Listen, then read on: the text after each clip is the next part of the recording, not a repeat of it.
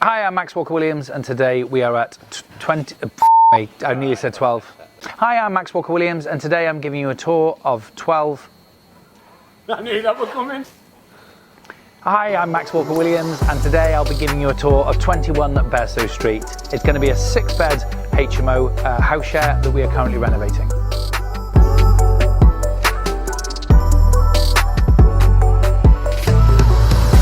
I'll stick this over here like this. They're absolutely beautiful, and the time and detail that went into them. As we walk through the property, you're going to see this crazy green everywhere. It's not paint or a colour choice, it's actually a bonding agent. So we paint this on all the walls that we intend to plaster. The reason for that is because it creates this really rough sandpaper-like texture, and that helps the plaster stick to the wall and bond to the wall better. So without this, the wall would remain smooth and it'd be a lot harder for the plasterers to plaster onto the wall. With this, it sticks to it like glue. In the hallway, you'll see these 6 red wires. They lead to the fire alarm panel that will be sat here. There's also a break point. The law says that for house shares of 5 bedrooms or more, you have to have a hardwired fire alarm, unlike the battery-powered alarms you probably have in your house. These break points, you'll see them around the property, and it just means that if somebody sees a fire and the alarm hasn't gone off yet, it's an early detection system. You break the glass and it lets everybody else in the house know that there's a fire. We're very lucky with this property because it comes with a lot of the original features, such as the coving above us, the 12-inch skirts, the door frames, and even the entrance hall tiles. We'll be looking to keep as many of the original features as we possibly can, restore them and reinstate them.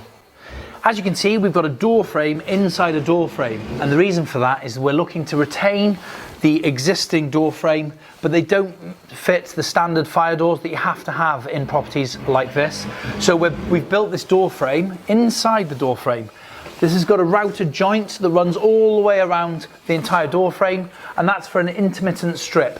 So the fire door itself has got a foam strip around it that expands when it gets hot. So if there's a fire in the room, the foam expands into this joint that you can see here, and it seals the door, meaning that no smoke can escape. You can still open and close the door, but it just means that no smoke can escape. So this is a door frame that we're fitting inside a door frame. We're now in bedroom 1 of 6. As you can see, there's a double back-to-back ensuite. This is the wall here, and then we've had to block up the fireplace. The reason we've done that is because it creates more wall space, and wall space in house shares is at a premium for wardrobes, desks, and that sort of thing. Over here, you'll see that we've started burying the wires in the wall. You can see that we're chasing the wires down the wall, and then we'll plaster over them so you can't see the wires. The wires lead down to a double socket and to the Ethernet and TV aerial. So there'll be a TV sat here with absolutely no wires. It'll be completely wireless and seamless. And then we continue chasing down from there to just above the skirting boards to another double socket to power any of your skyboxes, PlayStations, and that sort of thing. As we walk around the property, you'll see lights hanging from the ceilings like this. It's not for decorative effect. In fact, we had to do a full rewire of the whole building. So what that means is that all the old cables have got to be taken away and we put new cables in. While that's happening, there's no electricity to the building whatsoever, so we use these for light. As well as using stud walls to build things like en-suites and partitions, we also board out all of the ceilings. The reason for this is twofold. First of all, it's fireproofing. So the boards can stand with an hour of fire. So what that means is if this room were unfortunately on fire, the fire will not be able to spread to the floor above, to the bedroom above, because the board will last for 1 hour, which is plenty of time for the fire brigade to get here and extinguish the fire. Second reason for boarding the rooms out is soundproofing. So there's a bedroom directly above us, and there's nothing worse than the sound of footsteps, talking, TV, and all that sort of thing. So this soundproofs the room, but also fireproofs it. It also means that we're able to put spotlights in, which I prefer in house shares because they give a nice, bright, modern look to the property and go really well in contrast with the original features, such as the skirts, the arcs, and the big bay window in this particular bedroom. We always use dimmer switches so that you can set the mood that you want in your bedroom. We're now in the largest room in the property, and this is going to be the communal area. So we'll have the kitchen, living room, and dining area all in this huge room. There was a chimney breast originally in this section of the property, but as you can see, we've removed that from the ground here all the way up through the property. You'll notice all the brand new wood where the chimney used to sit within the joists. In removing this chimney, we've negatively affected the structural integrity of the ceiling above us. So to mitigate that, we've had to put in an RSJ. RSJ stands for rolled steel joist. You can see it spans the full width of the property, and we've embedded it in the wall using brick and concrete. On the back wall there will be the kitchen that wraps the full width of the wall and comes back on itself. To the right hand side we'll have the sink, the white goods where the waste pipes run, and then we'll have plenty of cupboard space and storage space under the work counter and above mounted to the wall. In the middle of the room here there'll be a dining table for everyone to enjoy a meal together, and just over to our right will be the sofa with a TV on the opposite wall. In the corner you'll see the copper pipes running down the wall. They will eventually lead to the boiler. It's the hot and cold return, so cold water coming back from the system to the boiler to be reheated, and hot water that's been heated by the boiler going out back through to the house. As you can see, we've currently got this huge step in the way separating the kitchen area to the outdoor patio. We're looking to lower the height of this opening and then reduce the step down and bury it in the floor, so there won't be this awkward step, because we don't want anybody tripping going out into the patio or coming back into the kitchen. This stack of bricks that behind me outside here on the patio are from the original chimney breast that we removed in the kitchen. The reason we've cleaned these up and stacked them is because if we need to use any bricks anywhere else in the property, we'd rather use the existing bricks from the house. There's a couple of reasons for this. The first one is it's cheaper.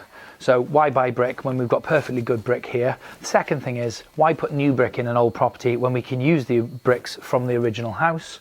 And thirdly, it's better for the environment because we're not creating new brick. So at the moment this part of the house is currently open and the guy's using it as the site toilet, but eventually this will be the door. You can see the casing going in, and again it's got the routed joint for the expanding fire doors. There's one of the break points there that I mentioned earlier in the video, hanging next to the swing light. As you come through, you've got the site toilet that eventually will be the ensuite. So you've got the front door to the bedroom there, ensuite, and then you come into the bedroom itself. So a really good sized space, and behind this wall will be a continuation of the ensuite and a kitchen. So this unit will be completely self-contained.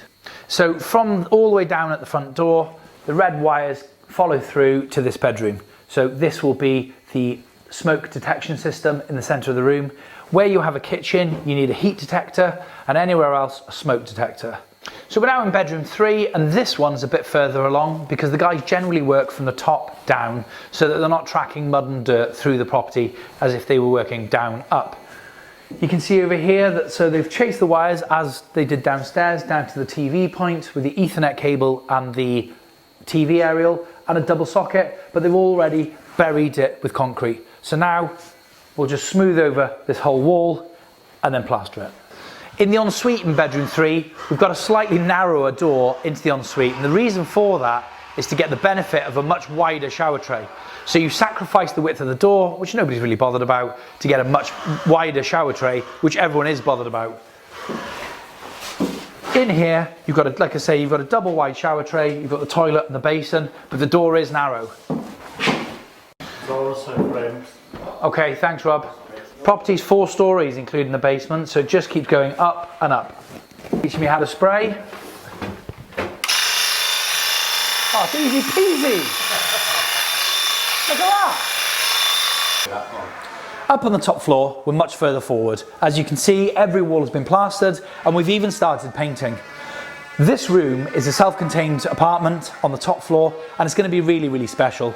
As you can see, there's plenty of space, even with the eaved roof. And we've got these beautiful trusses exposed.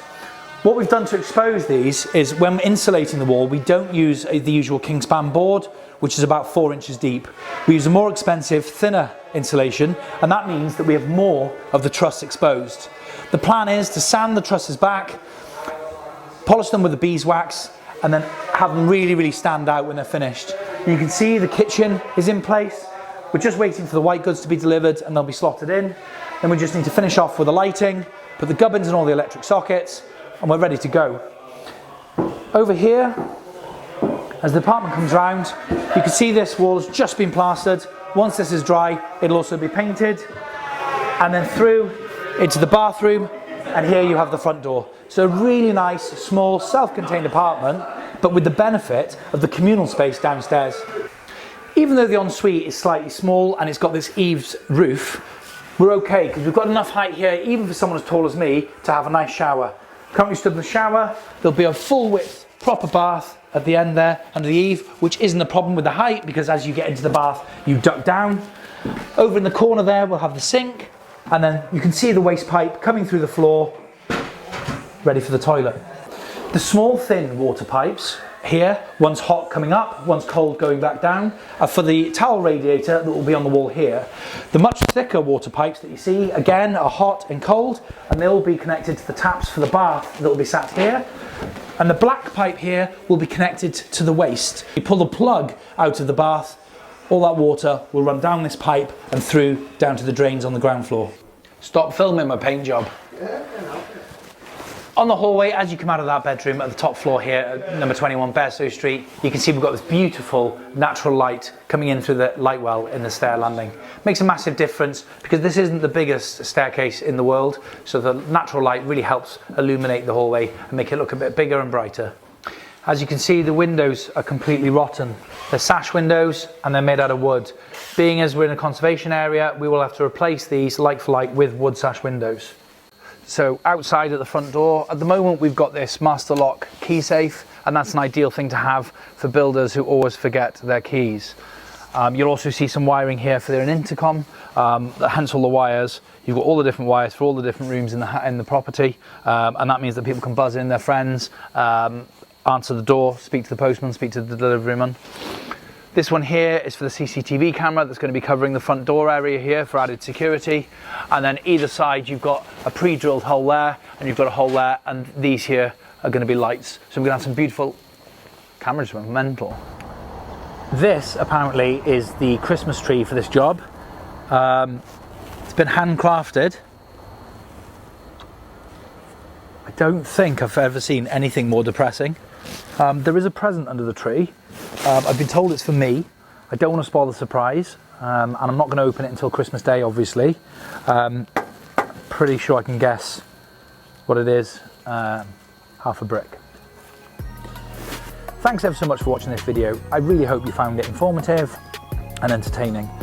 We will be returning to number 21 Bairstow Street once it's further down the line, and we've got more to show you.